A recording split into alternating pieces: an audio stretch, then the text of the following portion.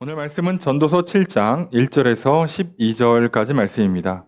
우리 나누어드린 교환 함께 보시면서 오늘 본 말씀 한 절씩 살펴보겠습니다. 먼저 1절 말씀 함께 읽습니다. 시작.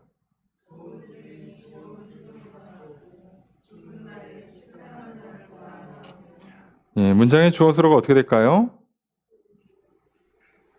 좋은 이름이 낫다. 이거 이제 전도서에서 계속 쓰는 단어라고 그랬죠? 토브, 좋다, 선하다, 낫다. 좋은 이름이 더 좋다는 거예요. 뭐보다? 좋은 기름보다. 뒤에도 낫다라는 서술어가 있어서 사실은 다른 문장처럼 보이지만 그냥 동사를 빼고 원문에는 죽는 날이 출생하는 날보다 이러고 그냥 끝냈어요. 그래서 그냥 한 문장으로 살펴봤습니다. 그러니까 좋은 이름이 더 낫고 죽는 날이 더 낫대요. 오늘 이 전도서를 이해하는 큰 틀은 전도서 전체를 놓고 봤을 때 6장이 해 아래의 인생의 허무함을 탄식했다면 7장, 8장은 해 아래에서 그러면 어떻게 좀 허무를 극복할 수 있는 지혜로운 방법이 있을까에 대한 구체적인 그 해답들을 하나씩 주는 거예요. 오늘 본문의 1절부터 12절까지가 총 5가지의 내용을 다루어 줍니다. 그럼 여기서 이제 좋은 이름이 더 낫다. 그래서 좋은 이름이 남으려면 필연적으로 죽고 나서 확인이 되는 거예요. 이 사람의 평판이라는 건 죽음 이후에 나오는 겁니다. 그러니까 태어나서 사는 날은 힘들고 괴로움이 좀 있어요. 그런데 죽었을 때 좋은 이름이 좋은 기름보다, 좋은 기름이라고 돼 있지만 사실 이건 그냥 기름을 얘기한다기보단 그냥 풍요를 말하는 거죠. 우리가 볼 때는 태어나서 풍요를 누리는 게 훨씬 더 좋아 보이지만 그렇게 살면 인생이 허무해진다는 거예요. 아니 무슨 소리입니까? 잘 태어나서 잘 먹고 잘 살다 죽는 게 뭐가 인생이 허무합니까? 그런데 우리는 전도서를 통해서 계속 보고 있잖아요. 그렇게 살면 만족이 없어요. 기쁨이라는 게 없어요. 그래서 별걸 다 해보게 되고 그러다가 헛된 일을 하게 되고 그러다가 사고 친단 말이에요. 이게 안 풀려요. 우리가 착각하는 게 태어났으니까 됐다. 유치원 들어갔으니까 됐다. 대학교 들어갔으니까 됐다. 취업했으니까 됐다라고 생각하기가 쉬워요. 근데 여기에 함정이 있는 거죠.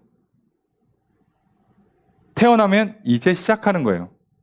그러면 애가 태어나서 유치원 갈 때까지 아이 뭐 건강하게 잘 자랐어. 저기 잘 웃고 잘 크고. 그게 과연 좋으냐? 아니요. 얘가 유치원 들어갈 때쯤 됐을 때에 어떤 모양으로 그 어린 시절이 완성됐느냐가 훨씬 더 중요해요. 여러분 초중고 잘 다니는 게 우리한테 왜 그렇게 중요할까요? 대학 때문이죠. 그럼 대학 다니는 건 왜 그렇게 중요할까요? 사실 취업 때문이죠. 취업은 왜 그렇게 중요할까요? 먹고 살고 결혼하고 하는 우리의 나머지 인생들을 위함이에요. 자, 그러면 우리 인생이라는 건 결국 어디에 가서 평가가 나오는 거죠? 끝날 때 나옵니다. 그러니까 끝날 때 좋은 평가를 받는 게 진짜 좋은 거예요. 그러니까 이 지혜롭게 사는, 그러니까 허무를 극복할 수 있는 지혜로운 인생을 살려면 어디를 보라는 거예요? 끝을 보고 마지막에 좋은 이름, 마지막에 말 그대로 승리할 수 있는 인생을 바라보고 살라는 거죠. 그래야 해 아래에서 허무를 극복할 수 있다는 거예요.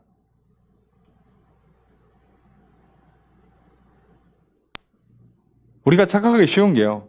아우 공부하기 지겨워 죽겠네. 대학만 가면 어떻게 좀 이 문제가 큰 날이라. 그래서 목표로 한 대학에 막 어떻게든 겨우 합격을 했다 칩시다. 그러면 끝나냐고. 그럼 행복합니까? 거기서 또 어떤 후회가 와요? 이럴 줄 알았으면 여기 안 올 걸. 친구 얘기 들어보니까 저 대학이 더 낫다는데. 이렇게 된다고요. 대학 나오고 나서 취업이 잘 안 되면 대학도 무의미해지기 시작해요. 아무리 불타는 연애를 해도 결혼 생활이 망가지면 사실 왜 사귄 거야? 생각을 해보면 그렇잖아요. 우리가 마지막이 좋아야 된다는 거죠. 그러려면 우리가 처음부터 인생을 살아갈 때 깨닫고 살아야 돼요. 아, 결론이 잘 나와야 되는구나.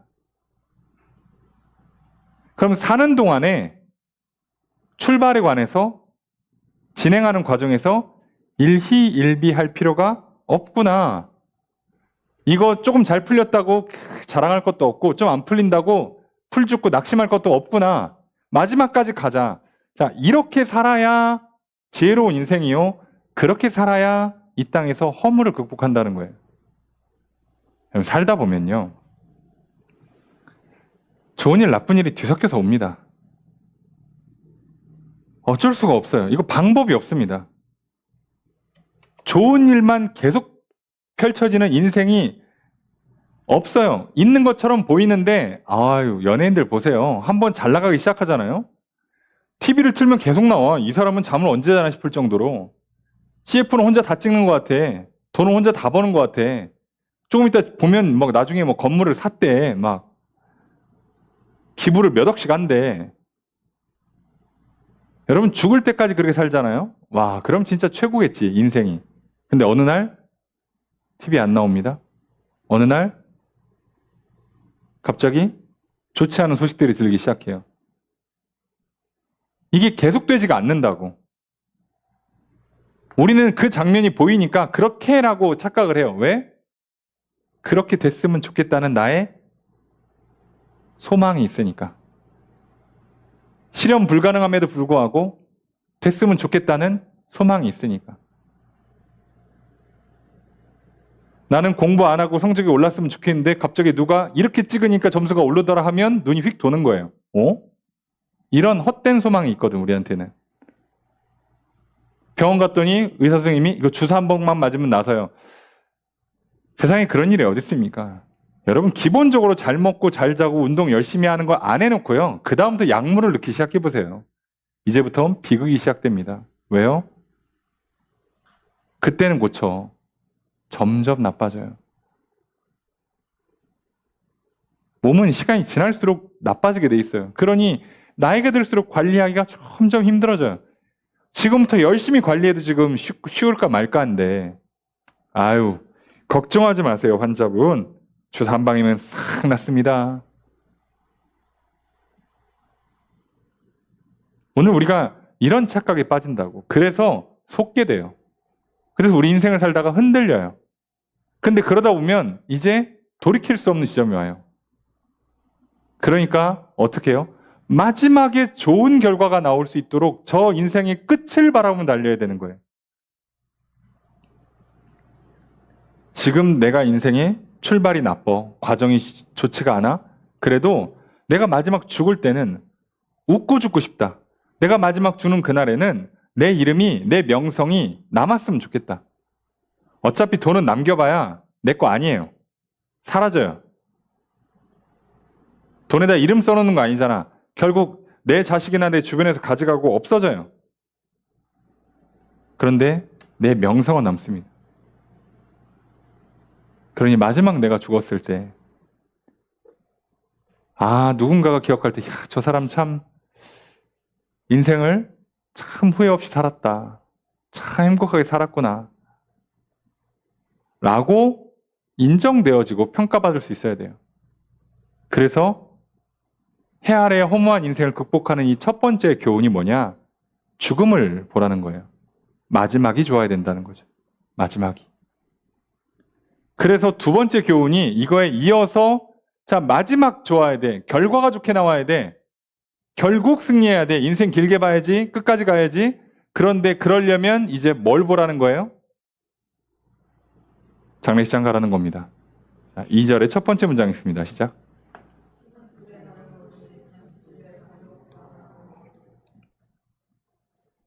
주어스로가 어떻게 될까요? 초상집에 가는 게 더 낫다. 어디보다? 잔치집 가는 것보다. 더 좋대요. 왜 그럴까요? 2절의 두 번째 문장 읽습니다. 시작.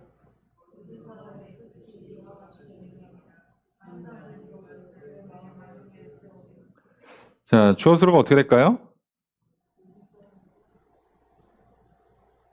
자, 한국말이 살짝 애매한데 원문을 잘 붙여서 한국말이랑 맞추면 어떻게 되냐면 모든 사람의 끝이 이와 같이 되기 때문에 또는 이와 같이 된다는 것을이에요. 것을. 그래서 그것이 이것을이에요. 이것을. 이것을이 요걸 다 받는 대명사입니다. 이렇게 받는 거예요. 그럼 주어는 뭐겠습니까? 산자는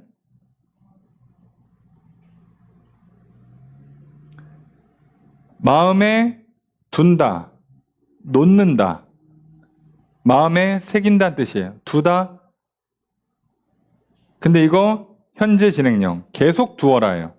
산 사람은, 살아있는 사람은 계속 갖고 있어라, 계속 품고 있어라. 뭐를? 이것을. 어디에? 마음에. 이것이 뭐예요? 모든 사람의 끝이 이렇게 된다. 어떻게 된다? 초상집, 장례식장. 무슨 얘기죠? 모든 사람의 끝이 죽음이다예요. 모든 사람은 죽는다. 살아있으면 이걸 마음에 새기고 살아라예요. 그리고 그때 평가를 잘 받아야 돼. 장례식장에서 사람들이 에이구 뭐 맨날 돈 많다고 자랑하더니 에휴 그 저렇게 살다 가냐 이러면 이제 이 사람이 실패한 인생이 되는 거예요. 근데 장례식장에 사람들이 와서 야 진짜 저 사람 인생 잘 살다 갔다. 야 인생은 저렇게 살아야 되는 거구나. 야 참 저 사람 죽어서 하늘에서 지금 웃고 있겠지? 이런 평가를 받을 수 있어야 된다고요. 자, 그걸 위해서 그렇게 우리가 가야 되기 때문에 우리는 주로 어디를 가야 된다고요? 평상시에 어느 쪽을 기꺼이 가요? 장례식장을 가라고. 가서 보라고. 우리는요, 맨날 뉴스 보면, TV 보면, SNS 하면 뭐만 봐요? 남들 먹고 놀고, 예. 이런 장면들만 찾아보잖아요. 그죠? 그럼 뉴스 보세요. 사건, 사고 봅니까? 누가 이렇게 사고 나서 죽었다더라. 누가 저렇게 나서 야, 죽는다더라. 야, 사람이 이렇게도 죽는구나. 저렇게도 죽는구나. 야, 근데 또 누구는 이렇게 훌륭하게 인생을 마쳤구나. 죽음에 관해서 우리는 관심이 별로 없다고요. 문제는 살아있는 모든 사람은 마지막이 죽음이에요. 그 죽음이 중요한 거죠. 그래서 이걸 얘기해 주는 겁니다. 3절 읽습니다. 시작.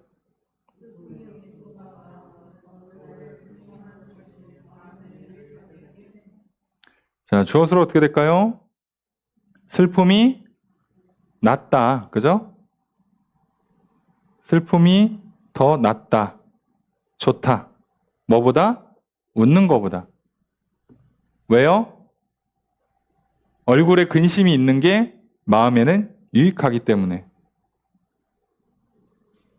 무슨 얘기입니까? 슬픔이 웃음보다 좋다는 거예요. 야, 웃으며 사세요. 이제 여기서 말하는 건 웃지 말란 뜻이 아니라 웃긴 장면들을 보는 것이에요. 잔치집에 가서, 축제에 가서 웃긴 장면을 보는 것보다 장례식장 가서 그 슬픔을 보는 걸 얘기하는 겁니다. 지금 내 마음이 막 슬퍼가지고 괴로운 게 좋다는 뜻이 아니에요. 이해되시죠? 그런 의미의 슬픔입니다. 장례식장에서 내가 슬픔을 보고 있는 것이 축제에 가서 잔치집에 가서 웃고 있는 것보다 더 좋아. 왜냐면 내가 장례식장 가서 얼굴에 웃을 수 있겠어? 얼굴은 못 웃어요. 사람이니까. 나도 진지하지. 얼굴이 진지해질 수밖에 없죠. 야, 죽음을 통해서 저분의 인생을 뒤돌아보고 참 훌륭하셨다. 나도 배워야겠다. 아, 저렇게 하면 안 되겠다. 이건 안 된다. 자, 이렇게 하는 게 뭐라고요? 마음에 유익하다고요. 우리 인생에서 점검해 볼 수가 있게 돼요.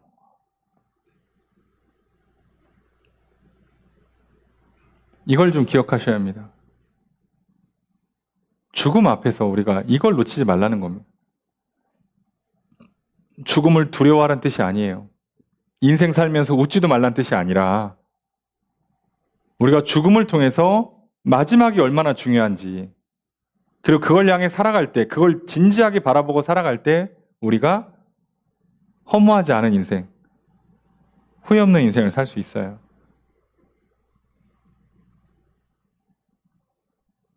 뭐 아무 생각 없이 젊은 시절에 맨날 학교 끝나면 뭐 게임하고 친구들이랑 놀러 댕기고, 예, 좋죠.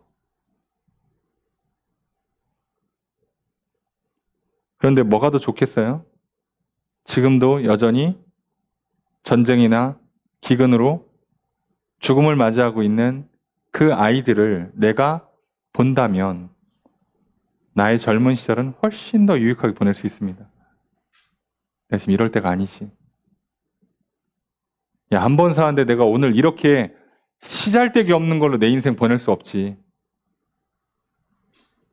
내가 정말 건강하고 지혜롭고 능력 있는 사람이 돼서 나도 풍성한 인생을 살고 저들에게 좀 베푸는 인생이 돼야겠다. 이렇게 사는 게 훨씬 유익합니다. 맨날 웃으면서 야, 나도 저렇게 재밌게 살고 싶다. 맨날 저런 데 놀러 가서 맛있는 거 먹고 싶다. 야, 저 사람이 입은 옷 나도 입고 싶다. 그래 봐야 시간 지나면 허무할 뿐이에요.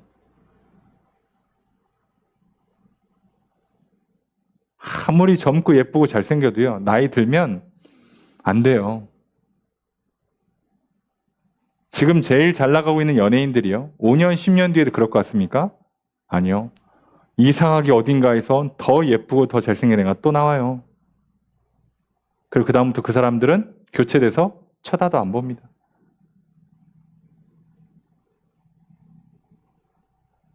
그거 살라고 줄 서, 그거 먹으려고 줄 서, 예, 그죠? 근데 시간 지나면 안 갑니다.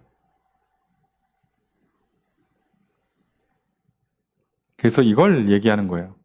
허무하지 않게 살려면, 나중에 후회 없는 인생을 살아가고 싶으면 마지막에 결론이 좋아야 되고, 그걸 우리가 익히고 배우려면 장례식장에 가서 좀 진지하게 인생을 좀 바라볼 수 있어야 된다는 얘기죠.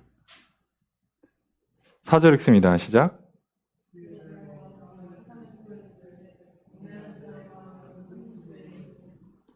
저것을 어찌할까요?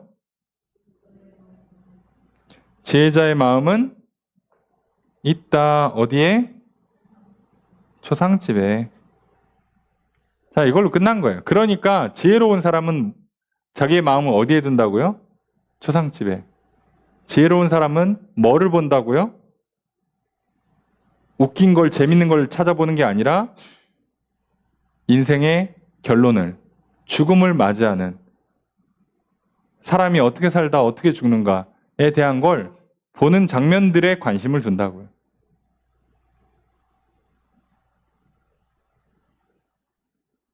그거 사실 어떻게 보면 당연한 거죠. 예. 여러분, 공부하는 사람들은 뭐에 관심을 두겠어요? 책에 관심을 두겠죠. 근데 어리석은 사람 뭐에 관심을 둬요? 야, 요즘 뭐 봤어? 어? 야, 누가 이거 했대. 예능에 이거 있대. 재밌더라.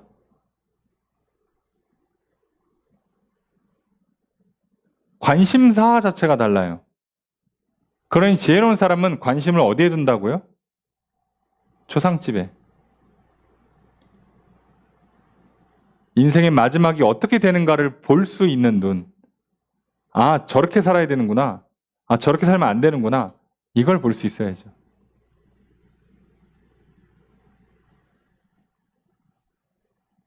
여러분, 우리는 정치인이나 연예인의 죽음에 별 관심이 없죠. 우와, 죽었대. 그러고 끝나죠. 저들이 어떤 삶을 살다 어떻게 죽었고 그 이유가 어떻게 되는지 모르죠. 그거 알고 싶으면 어떻게 해야 돼요? 거기 장례식장 가서 이렇게 밥 먹으면서 귀를 기울이고 있어야지. 야, 저 집 누가 이렇대 저렇대 저렇게 해서 간 거래. 그걸 들을 수 있어야죠. 잊지 마십시오. 그래서 이게 두 번째 내용입니다. 인생의 허물을 극복하기 위해서는 죽음을 바라볼 수 있어야 되는구나. 그래서 인간의 삶의 결론이 어떻게 나는지를 봐야 하는구나. 이게 두 번째 허물을 극복하는 지혜입니다. 5절 읽습니다. 시작.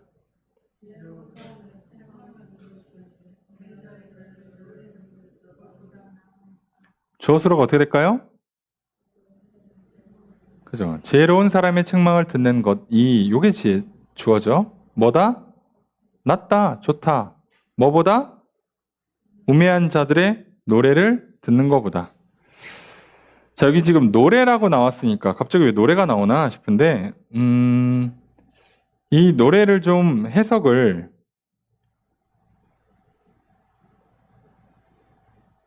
그냥 노래라고, 그냥 우리가 부르는 노래라고도 할 수 있는데, 지금 이거를 계속 초상집과 혼인집을 비교한다면 책망에 반대되는 개념으로 노래를 이해하면 여기서 말하는 노래는 조금 넓은 의미에서 소위 흥얼거림, 떠들썩거림에 가까워요.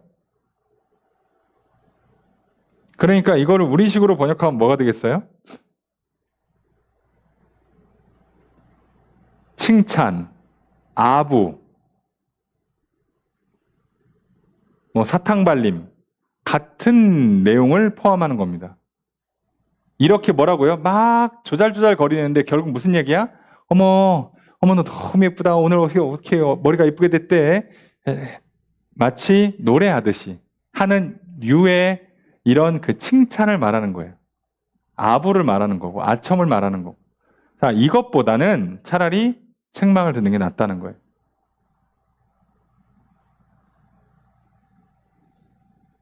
자, 책망을 들으면요. 당연히 기분 나쁘죠. 사람인데 마음 상합니다. 근데 그러면 뭐가 가능해져요? 아니, 저건 뭔데 자꾸 뭐라 그래? 라는 반발심도 생기겠지만 어떤 마음이 들어요? 이게 진짜 이렇게 잘못된 걸까? 라고 돌아볼 수 있게 돼요. 자, 그 돌아봄이 필요한 거예요. 우리한테는 지금. 근데 어리석은 사람들이 모여가지고 야, 됐어. 아유, 야, 선생님은 사람 아니냐? 자기도 그렇게 해놓고 자기도 집에 가서 자기 애들한테는 그렇게 못하면서 왜 나한테만 그런데? 막 이러고 막 자기들끼리 잘하라 하면서 위로해주고 칭찬해주고 야, 됐어. 네가 더 나아. 네가 나중에 잘 돼서 복수하면 되지 이렇게 하는 모든 것들이요. 이 우매한 노래는요, 도움이 안 돼요. 우리가 여기에 귀가 이렇게 쫑긋 세워지기 쉽단 말이에요. 내 편 들어주니까. 사람인데 책망 좋아하는 사람이 어딨어. 근데 그걸 들어야 된다고요. 좋아하란 뜻이 아니에요. 들으라고. 성경에서 말하는 이 듣는 것이 얼마나 중요하냐면 듣는 마음을 지혜라고 부르고요. 들음에서 믿음이 나와요. 그러니까 듣지 않으면요. 하나님 나라는 아예 나라와 상관이 없어지기 시작합니다.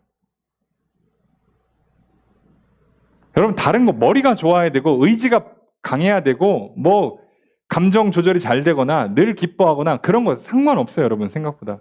듣고 영혼의 문제가 풀리기 시작하면서 오히려 지혜로워지고 의지가 강해지고 그리고 기뻐하게 되는 거예요. 그래서 잘 들어야 됩니다. 책망도. 6절의 첫 번째 문장 있습니다. 시작.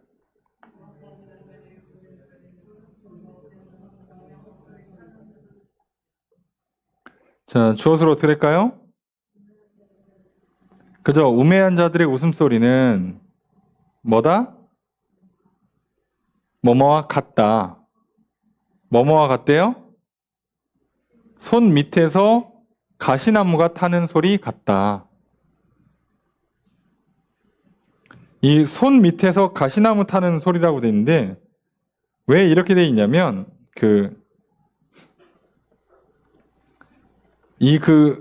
솥이라는 단어랑 가시나무라는 단어가 발음이 유사합니다.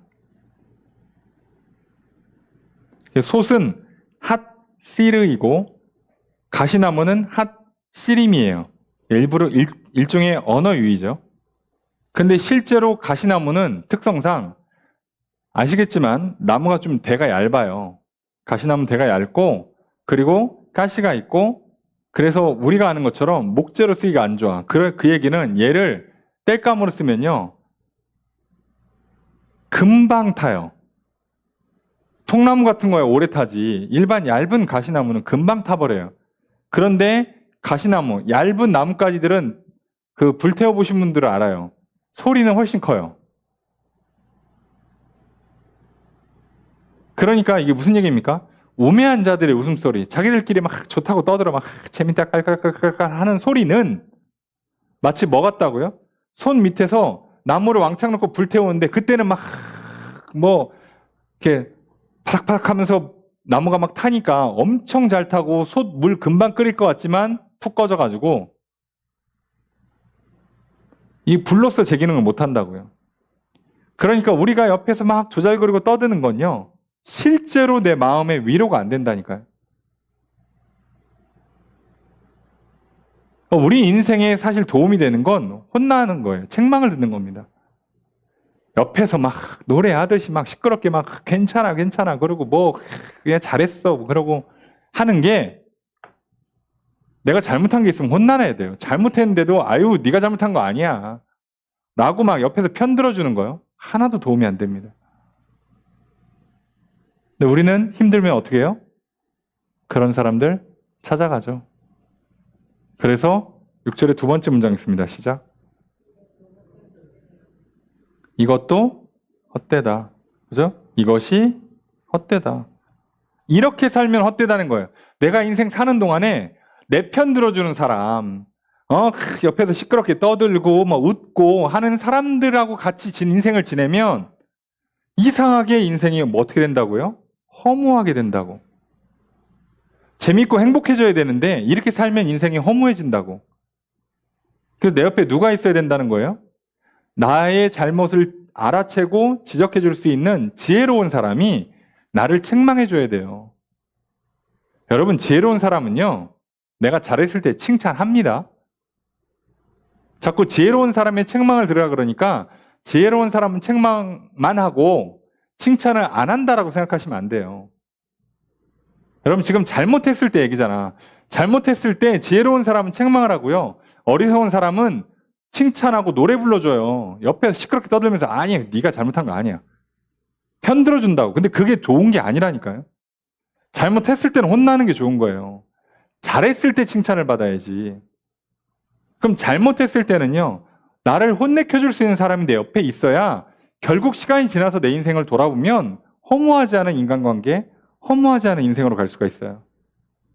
근데 내가 잘못했는데도 옆에서 조잘거리면서 내 편 들어주고 나를 위해 노래를 불러주는 사람만 내 옆에 있으면 그때는 위로가 되는 것처럼 보이는데 실제로 위로가 안 돼서 뒤돌아보고 인생을 살아가면 점점 허무해진다고. 도움이 안 돼, 도움이.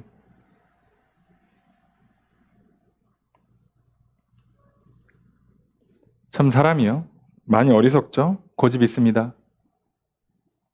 참 말 안 듣죠. 예. 잘했을 때는요, 칭찬받으시고요, 잘못했을 때는 혼나세요. 근데 내 옆에 있는 사람이 주로 자꾸 나를 혼내킨다 그러면 그 사람이 근데 막 되게 막 그 이상한 사람이고 막 성격 나쁜 사람이 아니라 나름 지혜롭고 훌륭한 사람이다라고 하면요, 여러분, 그 사람이 이상한 게 아니고 내가 오죽 실수를 많이 하면 일 하나 제대로 처리가 잘 안 되면 맨날 혼날까 생각하셔야 돼요. 여러분, 선생님이 학생을 가르치는데 애가 틀려갖고 빗발쳐요. 그러면 1번부터 5번까지 다 틀렸어. 그럼 1번도 혼나고 2번도 혼나고, 야, 이 문제를 이렇게 풀면 어떻게, 그러면 지금 선생님이 성격이 이상한 겁니까? 아니요. 애가 문제를 잘못 푼 거예요. 그럼 애는 어떻게 해야 돼요? 듣기 싫지만 배워야지. 그래야 다음번에는 그 문제를 안 틀릴 거 아니냐고. 그게 지혜롭죠. 혼나고 기분 나쁠지언정 배워서 다음에 안 틀려야지. 근데 1번부터 5번까지 틀렸는데 친구들이 와가지고, 야, 선생님 문제를 이따구로 냈다냐, 이거 자기도 못 풀 거면서 선생님 와서 시험 보라고 그러면 내가 자기도 몇 개 틀려 막 그러면서 막 이렇게 하면 기분은 좋지. 그래, 니들밖에 없어. 빗발쳐서 안 그래도 마음이 우울했는데, 야, 옆에서 또 편들어니까 좋다. 야, 우리 먹으러 가자. 시험 망쳤을 때는 저기 뭐 마라탕으로 먹으러 가야지. 자, 이러면요, 그때뿐이라고요. 계속 시험 망치면서 인생 행복해지기가 쉽지 않아요. 그런 건 없어요. 그래서 이렇게 살면 허무해진다는 얘기예요. 허무하지 않게 살고 싶으면 지혜로운 사람이 책망할 때는 들으라는 거예요. 그리고 지혜로운 사람은 여러분 잘하면 칭찬합니다.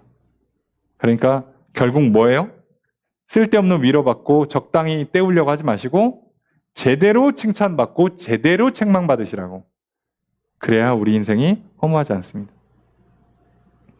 7절의 첫 번째 문장 있습니다. 시작. 자, 주어와 서술 어떻게 될까요? 탐욕이 우매하게 만든다. 누구를? 지혜자를. 탐욕이 욕심 많은 것이 욕심을 내는 것이 결국은 지혜로운 사람을 우매하게 만들어요. 이게 지혜로운 사람이 탐욕을 낸다, 욕심을 낸다. 자, 이런 경우에는 주로 지도자가 됐을 텐데요. 자, 내가 뭔가 이제 지혜를 가지고 어느 정도 자리에 올라왔어. 그럼 이제 사람이 슬슬 욕심이 올라오잖아요. 이때 욕심을 부리면 어리석어져요. 지혜로운 사람도 욕심에 빠지면 어리석어진다고. 어쩔 수가 없어요. 우리가 그래서 정치인들 보면 이해가 안 되는 거예요. 아니, 저 좋은 대학 나오고 저렇게 막 똑똑하게 살고 말도 잘해, 막 돈도 잘 벌고 옆에 사람도 많아. 저런 사람들이 꼭 정치하면 왜 저러는 거야 싶죠? 왜? 욕심 때문에.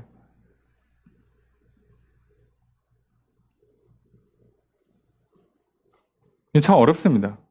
그래서 우리가 욕심을 부리기 시작하면 내가 아무리 그동안 지혜롭게 지냈어도 어리석게 되는 거예요.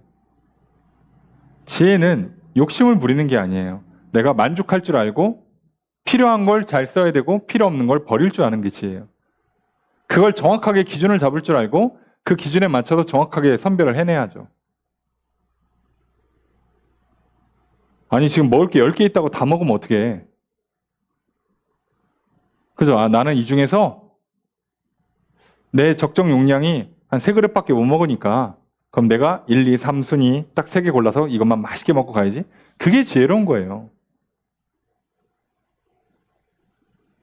실제로 두 번째 문장 있습니다. 시작.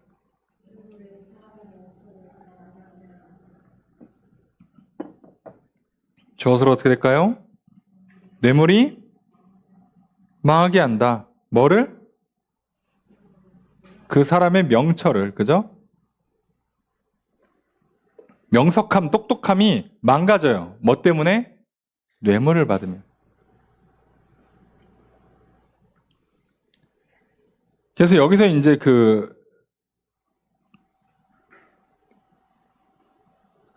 망한다라고 돼 있는데요. 자, 이거 약간 이제 부패한다는 뜻에 가까워요. 파괴한다, 무너진다. 그럼 뇌물을 받잖아요. 그러면 뇌물 받았기 때문에 그 청탁을 들어줘야 되는데 내가 아무리 똑똑해도요, 그 청탁을 집어 넣으면서 문제를 풀기 시작하면 이상하게 풀려요. 그래서 우리도 가끔 이렇게 뇌물 받고 개발 이런 거 할 때 뇌물 받고 하던 거 보면 나중에 걸리고 나면 도로가 특히 그렇잖아요. 아니, 여기서 저기까지 좀 반드시 뚫어야 되는데 이상하게 얘가 돌아가. 저길 굳이 왜 돌아갔을까 봤더니 아, 누구네 땅이더라. 이런 경우가 흔하죠. 아, 이 사람들이 길 깔 줄 모르는 게 아니에요. 어떻게 해야지 도로를 잘 깔고 그래야 나중에 유지보수에 문제가 없고 다 알아. 알면 뭐 하냐고.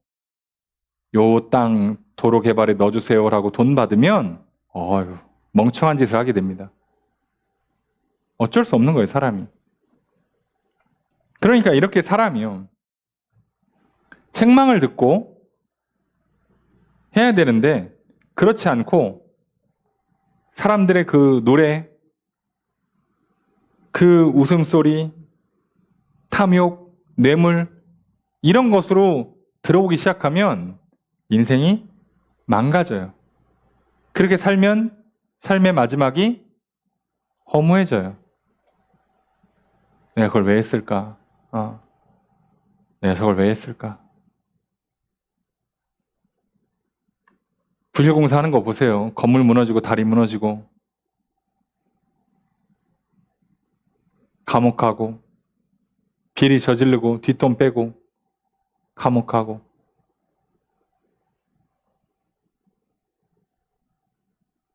야, 무슨 내가 나라고 하는 것도 아니고, 야, 뭐 감옥까지 가면서까지 할 일인가?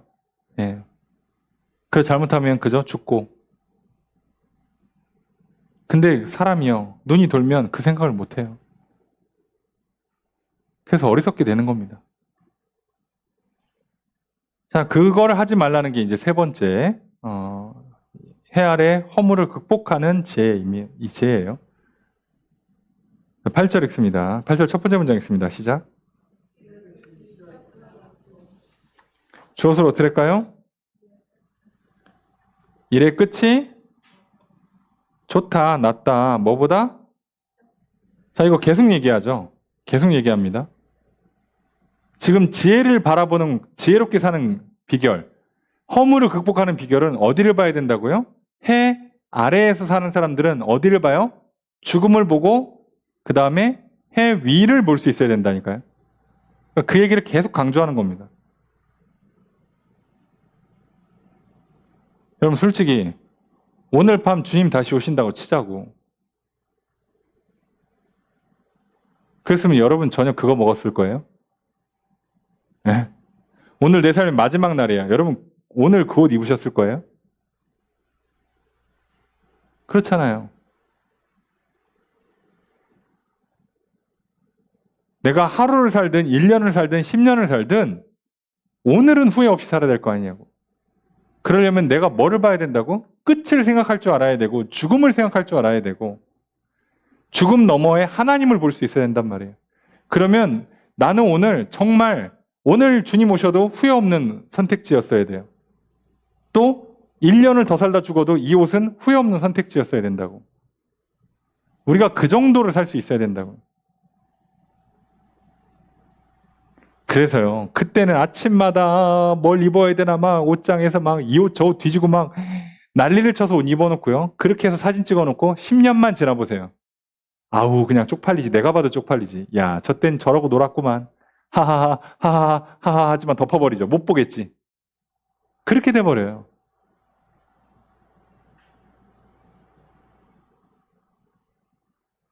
근데 그냥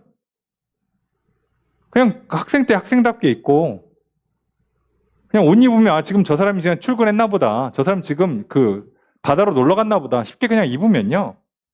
별로 문제가 안 생겨요. 나중에 봐도 아 젊은 시절 아름다운 청춘이었구나. 그냥 그러고 넘어가는 거예요. 속지 마세요. 계속 우리는 이걸 기억해요. 마지막 끝을 봐야죠. 아직 안 끝났잖아 우리 인생. 그러면요. 오늘 우리가 조금 더 이 마지막을 향해서 잘 보셔야 돼요. 그래서 이 마지막을 향해 가는 중요한 지혜를 하나 알려주죠. 8절의 두 번째 문장 읽습니다. 시작. 주어수로가 어떻게 될까요? 참는 마음이 낫다, 더 좋다. 뭐보다? 교만한 마음보다. 참는다라고 되어 있는데요. 여기 마음은요, 영혼으로 번역되는 단어예요. 그러니까 결국 참는 영혼, 높은 영혼 또는 마음이라고 번역해야 되고요. 그러면 이거를 조금 원문에 직역을 해서 번역을 하면 긴 호흡이 높아진 마음보다 낫다. 이렇게 번역이 돼요. 이게 호흡, 마음, 영혼 다 번역이 되니까 그러니까 어떻게 하라고요? 숨을 참고 호흡을 길게 할 수 있는, 심호흡을 할 수 있는 사람이 교만한 마음을 품는 것보다 훨씬 낫다고. 그럼 교만한 마음을 품으면 어떤 문제가 생길까요? 어떤 문제가 생길까? 이렇게 됩니다. 9절의 첫 번째 문장 있습니다. 시작. 주어 서술 어떻게 될까요? 명령문이니까 너는이죠? 너는 그죠? 하지 말란데 뭐 하지 말라? 예. 자, 이게 말라라고 돼 있고요. 급한 마음으로 노를 바라지 말라. 예. 그런데 직역을 하면 화가 난 마음으로 급하게 행동하지 말라. 예요. 어떻게 번역해도 되긴 하는데 화가 난 마음으로 급하게 행동하지 말라. 무슨 얘기죠? 지금 긴 호흡을 갖고 있어야 돼. 내가 지금 열받아. 일이 내 뜻대로 안 풀려. 아, 제가 지금 일을 지금 망치고 있어. 막 열이 막 올라오기 시작하죠. 그때 어떻게 할 수 있어야 돼요? 지혜로운 사람은 긴 호흡 하면서 마음을 좀 다스려야 돼요. 왜요? 아직 안 끝났거든. 끝까지 가봐야 돼. 그러니까 지금 여기서 화는 나지만 조금 길게 호흡을 하면서 좀 스트레스를 좀 다스리고 지혜롭게 문제를 풀어야 될 거 아니에요. 끝까지 가야지. 근데 지금 열받아갖고 갑자기 야, 너 때려쳐. 자, 이러면 내일 누가 일하냐고 당장. 아니면 일할 사람 데려온 다음에 자르든가. 그러니까 이게 지금 성급하면 좋을 게 하나도 없어요. 근데 문제는 교만하면 어떻게 해요? 나는 지금 대단한 사람이야. 훌륭한 사람인데 제가 자꾸 내 인생을 망쳐. 라고 생각이 들면 빨리 없애버리고 싶잖아요. 저거를. 빨리 끊고 싶잖아.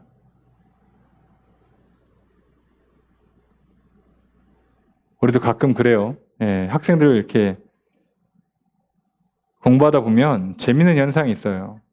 여러분, 필기구를요. 수명을 다 쓰는 게 힘들어요. 해보신 분들 알아요. 볼펜 잉크 다 마를 때까지 쓰는 게요. 굉장히 어렵습니다. 근데 이게 쓰다가 좀 마음에 안 들어. 뭐 손이 좀 아프다든가 필기감이 안 좋다든가. 그러면 이제 우리는 어떻게 교만한 마음에 어디 이런 후진 볼펜을 만들어가지고 내 공부를 망치나. 그래서 이걸 확 던져버리고 어떻게 해요? 새 거 산다고. 근데 지혜로운 사람 어떻게 합니까? 어떻게 해요? 그럼 내가 내 손에 맞는 게 뭔지 찾기 위해서 문구점 가서 요즘 다 잡아볼 수 있잖아요. 하나씩 잡아보고 써보고 조금씩 써보고 아니면 친구 거 잠깐 빌려서 또 써보고. 그럼 내가 이걸 버릴 게 아니라 어떻게 하면 돼요? 바꿔도 되고. 그죠? 아니면 거기서 거기구나. 됐다. 이거 다 쓰고 다음에는 이거 말고 딴 거 사야지. 자, 이렇게 하면 지혜로워요. 돈도 낭비 안 되고 시간도 낭비 안 되고. 얘 마음에 안 드니까 얘는 혹시 문제가 생겼을 때를 위해서 스페어용으로 예비용으로 좀 놓고 그리고 이번 주말에 가서 저거보다 조금 더 둥글둥글한 걸로 사야겠다. 조금 더 각진 볼펜으로 사야겠다. 그렇게 하면 돼요. 근데 왜 이런 현상이 일어나냐? 이유가 있겠죠? 9절의 두 번째 문장 읽습니다. 시작. 주어를 어떻게 될까요? 분노는 머문다. 어디에? 어리석은 사람의 품에 머문다. 쉰다는 뜻이에요. 분노는 누구 품에서 쉬냐면 어리석은 사람 품에서 쉬어요. 지혜로운 사람은요. 분노를 오래 품고 있지 않습니다. 요즘은 분노만 하는 게 아니라 분노의 같은 계열, 분노의 정반대의 모습으로 나오는 게 우울이란 말이에요. 우울을 오래 품지 않아요. 지혜로운 사람은 슬프지, 낙심되죠, 절망이 찾아와요. 조금 있다가 긴 호흡 한 번 하고 털어냅니다. 근데 어리석은 사람 어떻게 해요? 하루 종일 품고 있는 거예요. 그걸 그거 품으면 뭐예요? 품으면 마음만 급해져요. 마음만. 급하게 행동한다고. 그럼 또 실수한다니까요. 또 실수한다. 그러니까 긴 호흡이 필요해요. 우리는 왜요? 뭘 해야 되니까? 끝을 봐야 되니까. 일의 끝을 봐야 되니까. 10절의 첫 번째 문장 있습니다. 시작.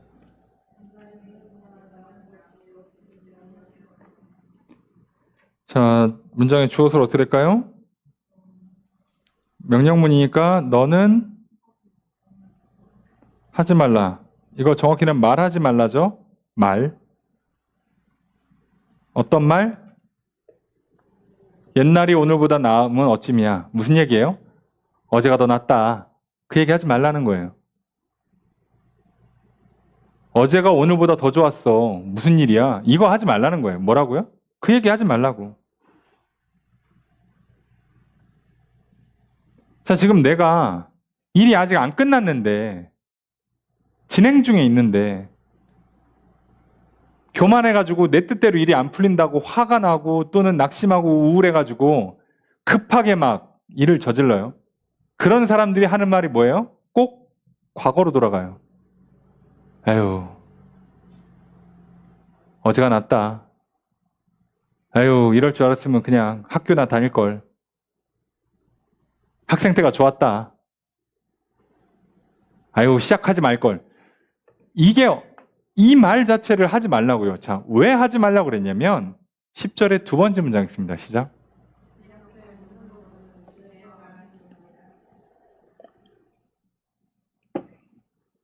주어서로 어떻게 될까요?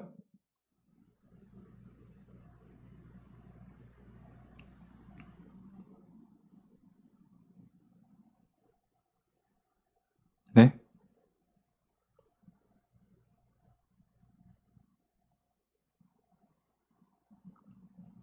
주어를 뭘로 볼까요? 주어를. 자. 주어를 뭘로 보냐예요?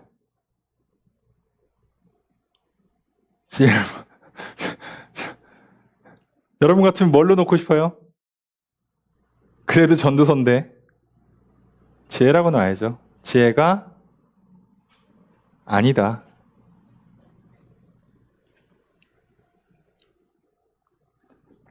이것은 지혜가 아니다. 지혜는 이렇게 묻지 않는다란 뜻이에요. 직역을 하면 지혜는 이것에 대해서 질문하지 않는다입니다. 뭐에 대해서? 어제가 더 좋았다라고 질문 자체를 안 한다고. 지혜로운 사람은요, 지난 건 안 물어본다고, 이제. 아니, 지금 내가 이 일을 끝내서 마지막 끝을 보고 결과를 내야 되는 사람이 왜 어제 얘기를 하냐고. 시작했잖아. 여러분, 내가 지금 태어나서 오늘 2025년 5월 11일을 살고 있어요. 어제가 좋았든 어제가 나빴든 어제 얘기를 하면 뭐 하냐고. 나는 오늘 11일을 살고 있는데, 야, 9일이 좋았어, 9일이. 야, 9일날 날씨도 좋고. 아니, 그 얘기를 왜 하냐고. 이제 조만간 장마 오겠죠? 장마 오면, 아유, 비 엄청 오네. 야, 5월 초에, 비 안 올 때가 좋았어. 6월 초에 비 안 올 때가 좋았어. 아니, 지금 나는 이 장마를 보내고 있잖아요. 지혜로운 사람은요, 지난 얘기 하지 않습니다. 뭐 하라고? 그러면 진짜 지혜로운 사람은 어떻게 해요? 장마를 어떻게 잘 보낼까? 그리고 장마가 끝났을 때 이제 뭐 할까요? 그럼 장마 끝나고 해 떴을 때, 그때 이불 널어야지? 그럼 지금부터 이제 준비하는 거예요. 해 떴을 때 밖으로 놀러 가야지? 지금부터 준비하는 거예요. 그게 지혜지. 아니, 뭐, 6월 중순부터 보통 7월 초까지 장마잖아요, 보통은. 한 3주, 4주 정도 장마 기간인데. 아니, 장마를 마주하고 있는 입장에서 뭐가 좋았다예요. 그럴 필요 없어요. 여름인데 지금 뭐, 봄이 좋았네. 난 여름을 살아내야 돼요.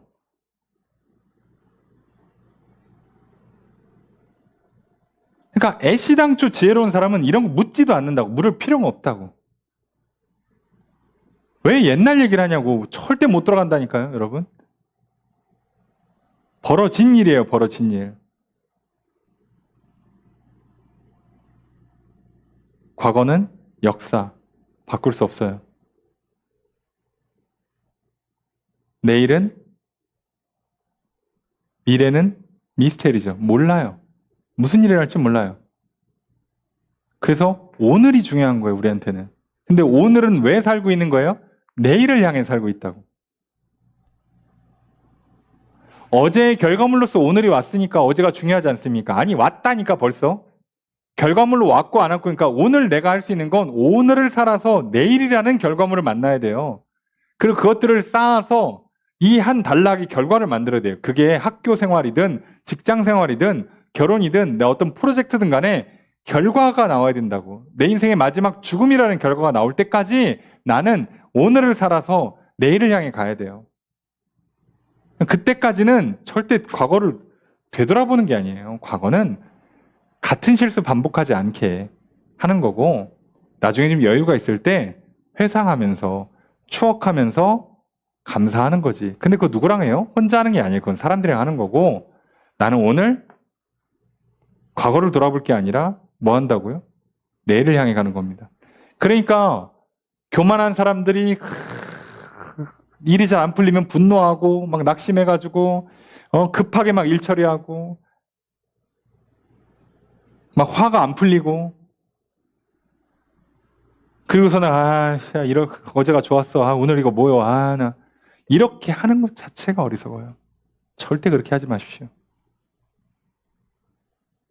오늘 우리에게 인생을 허무하게 살지 않으려면, 죽음 앞에서 허무하게 살지 않으려면 죽음이 올 줄을 알고 준비하고 오늘 그걸 열심히 살아내는 겁니다.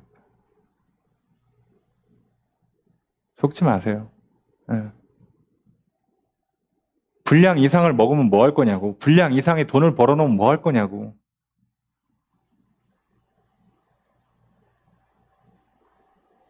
그럼 절대 과거에 발목 잡혀가지고 미래를 희생하는 어리석은 인생 되지 마십시오. 지난 건 그냥 털어버리세요. 끝난 겁니다. 그냥 덮으시라고. 분노하지 마시고 낙심도 하지 마시고, 마지막 내 인생 결론이 났을 때 그때 웃어야 될 거 아니냐고. 오늘 좀 일이 잘 안 풀리고 답답하고 화가 나셔도 낙심이 돼도 끝을 봐야 될 거 아니냐고. 결국은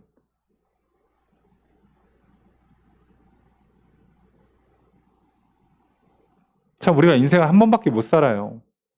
그래서 우리가 가끔 이런 어떤 체험 활동을 통해서 이런 극기 훈련을 하잖아요. 그게 어떻게 보면 인생의 미니판, 그죠? 마라톤처럼 극기 훈련을 해야 돼요. 마라톤에 전력 질주하는 사람이 어디 있습니까? 근데 만약 혹시라도 전력 질주를 한번 해야 돼. 그러면 마라톤 선수라면 언제예요? 맨 마지막에 하죠. 그럼 우리 인생도요. 결국 내가 어디까지 가야 돼? 맨 마지막까지 건강해야 되고 지혜로워야 되고. 여러분 그러니까요. 내가 잘 먹고 똑똑하고 지혜로워야 되고 뇌도 건강하고 몸도 건강하고 사람 관계도 좋아야 되고, 이러기 위해서 오늘 열심히 살아야 돼요. 어제가 어땠네 얘기할 필요 없이. 그게 지혜입니다. 지혜는 과거가 좋았다는 얘기를 아예 하지 않습니다. 그게 지혜입니다. 그러니까 옛날 얘기는 하지 마시고 오늘을 제대로 살아서 내일을 향해 나아가는 것, 그리고 그래서 결말을 보는 것, 그렇게 살아야 우리는 마지막에 후회 없는, 허무하지 않은 인생이 됩니다. 11절 읽습니다. 시작.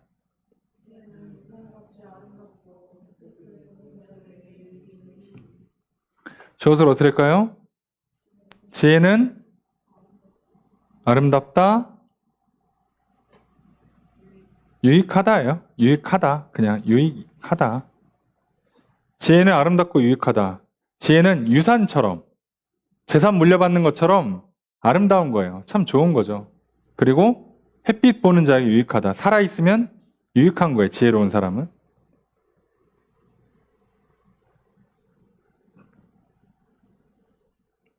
그러면 12절 첫 번째 문장 있습니다. 시작.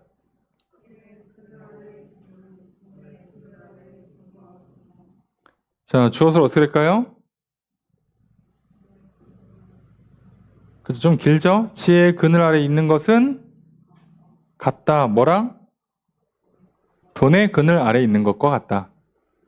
조금 짧게 번역하면 원래 단어가 길지 않아요. 지혜의 그늘은 돈의 그늘 같다 이거예요.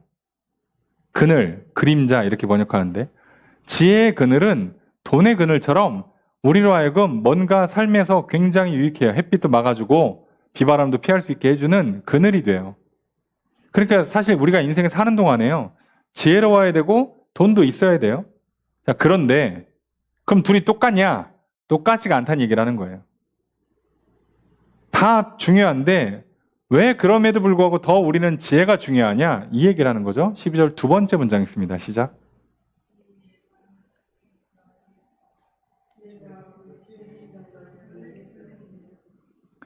주어를 어떻게 할까요?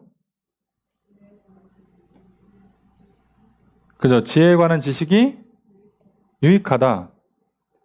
더 유익하다요. 뭐보다? 돈보다. 지혜가 돈보다 유익하대요. 그죠? 돈보다. 둘 다 인생에서 필요한 거야. 유익한 건데 지혜가 돈보다도 유익해. 이유가 뭐냐? 지혜는 그 지혜 있는 자. 지혜 있는 자라고 되어 있는데요. 직역하면 주인이에요. 그러니까 그 지혜를 갖고 있는 사람이죠. 주인. 지혜는 그 주인을 살리기 때문이다. 그 생명을 유지시킨다라는 뜻이에요. 지혜로운 사람은 그 지혜로 말미암아서 자기 생명을 유지할 수 있단 말이에요. 어리석은 사람은 돈이 있어도 인생을 망쳐요. 아니 오히려 돈이 있어서 인생이 망가져요. 그런데 우리 인생에는 지혜도 필요하고 돈도 필요한데 지혜가 훨씬 더 중요해. 그러니까 우리는 어떻게 돼요? 지혜롭게 돈을 쓰면서 살아야 돼요. 돈 때문에 어리석은 인생이 되면 안 된다고.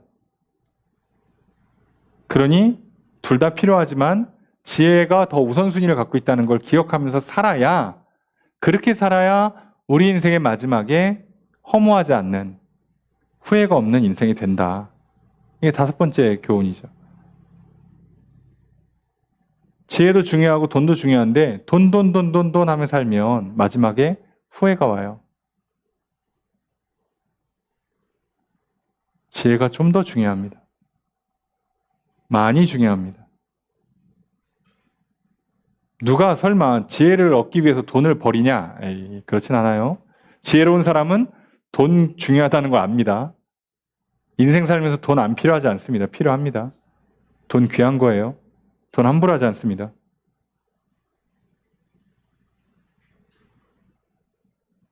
아유, 돈 또 벌면 되지. 어리석은 소리 하지 마세요. 그렇게 돈 쉽게 벌리지 않습니다. 잘 벌고 잘 쓰는 거 쉬운 작업 아니에요. 그런데 지혜로운 사람은 돈이 얼마나 소중한지를 알기 때문에 잘 벌어야 되고 잘 써야 된다는 거 아는 거예요. 근데 돈 하며 살지 않는다 뿐이지. 왜요? 지혜가 더 중요해. 아, 돈이라는 게 왜 필요한지, 어떻게 벌어서 어떻게 써야 되는지를 아는 거지. 돈은 생명을 살리진 않아요. 에이, 좋은 병원 가면 죽을 병도 살리더만. 여러분, 생사는 그렇게 간단치가 않습니다. 아까 얘기했죠? 그 얘기하고 싶으면 한번 장례식장 가보세요. 돈 많은 분들이 어떻게 죽나. 가보시라고. 어리석은 소리 하지 마시고, 예? 조금 더 편안한 삶, 조금 더 좋은 의료 시설을 통해서 치료를 받을 수 있을지 몰라도요, 돈은 생명을 유지시키는 힘이 있는 게 아니에요.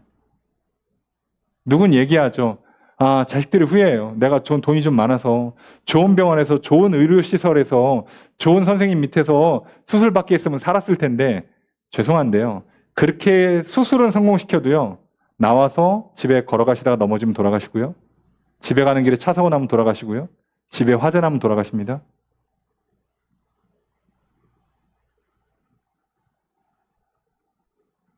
여러분, 사람이 죽는 이루 말할 수 없는 다양한 스토리가 있어요. 진짜 끝도 없습니다, 진짜. 속지 마시라고. 얘기하잖아요, 의사들이. 전쟁터에서 총 맞은 사람 총알 빼서 살려주는 건 의사의 영역이라고 치면 그 사람이 나가서 다시 총 안 맞고 살아 돌아오는 건 신의 영역이라니까요. 여러분, 그러니까 지혜로운 사람은요, 돈으로 사람 살린다고 생각하지 않아요. 내가 돈이 없어서 좋은 수술을 못 받아서 죽었어? 그냥 그게 그 사람의 생인 거예요, 생. 왜 그걸 내가 책임지냐고. 근데 어리석은 사람 뭐 합니까? 빚내서 수술을 해요. 그럼 이제 어떻게 돼요? 수술 받은 부모님도 사실상 오래 못 사실 거고요. 자식도 빚에 허덕이다 죽습니다. 속지 마세요.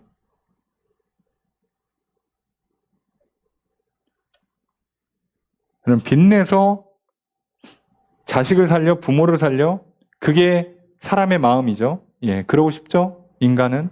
그런데 지혜로운 사람 그렇게 하지 않습니다. 왜요? 인간은 태어나면 반드시 죽어요. 반드시 죽어요. 죽음을 받아들일 줄 아셔야 돼요. 이게 참 잔인한 얘기처럼 들리지만 여러분 그렇게 하잖아요. 여러분 만약에 내가 억대 빚을 져서 자식이 정말 죽을 걸 뭐 진짜 전 세계를 돌아다니면서 내가 진짜 낼 수 있는 빚을 다 내가지고 살렸다 칩시다. 그렇게 어린 시절 죽으래 겨우겨우 살려놨어. 근데 얘가 청소년 시절에 비행 한번 한다 쳐봐. 사고 쳐봐. 또는 어이없는 사고로 애가 죽는다 쳐봐요.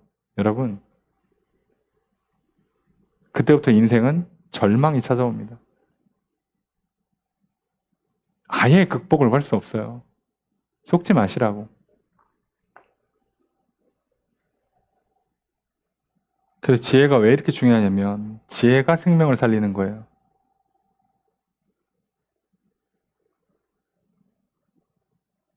우리 잘 알잖아요. 어르신들 보면 그 노부부가요. 한 분이 먼저 쓰러지잖아요. 그럼 이상하게 병 간호하시는 분이 먼저 돌아가세요. 무슨 경우인지 몰라. 그죠? 다치신 분 때문에 멀쩡하던 사람이 더 고생하다가 그냥 돌아가셔요.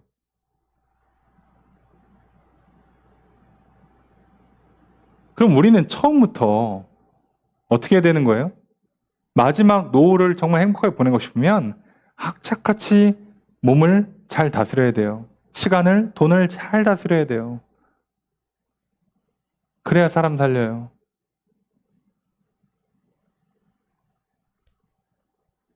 내가 쓰러지면 배우자가 자식들이 날 잘 간호하겠지. 간호해 줄 수 있겠죠. 근데 이제 다 같이 죽는 겁니다, 이제. 그 잘못했다가는.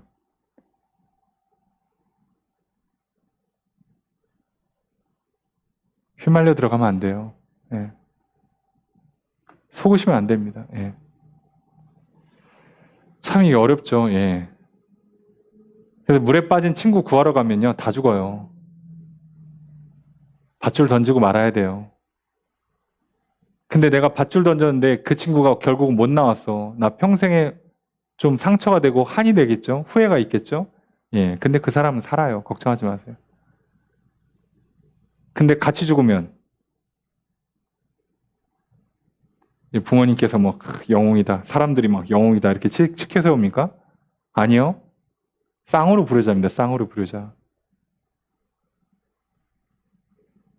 그 급박한 상황에 판단을 내린다는 건 참 어려울 거예요. 그래서 지혜가 생명을 살린다고 얘기하는 거예요. 좀 죄송한 표현인데요. 지혜로운 사람은 처음부터 그런 데를 안 가요.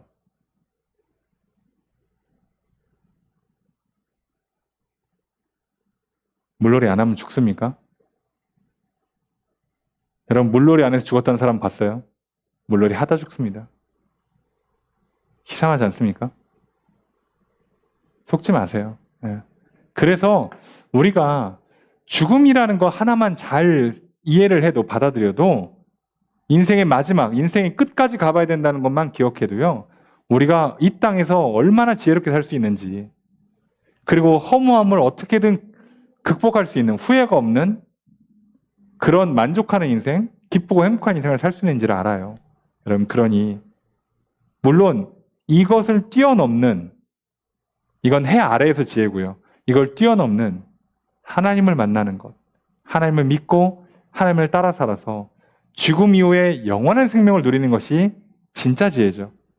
근데 그거는 나중에 얘기하겠죠, 전도자가. 그런데 지금은 어쨌든 해 아래에서 우리가 할 수 있는 최선이 이 정도라고. 근데 그 최선의 핵심이 뭐라고요? 마지막까지 가는 거, 끝까지 가는 거, 그리고 죽음이라는 그 우리의 마지막을 기억하는 거예요.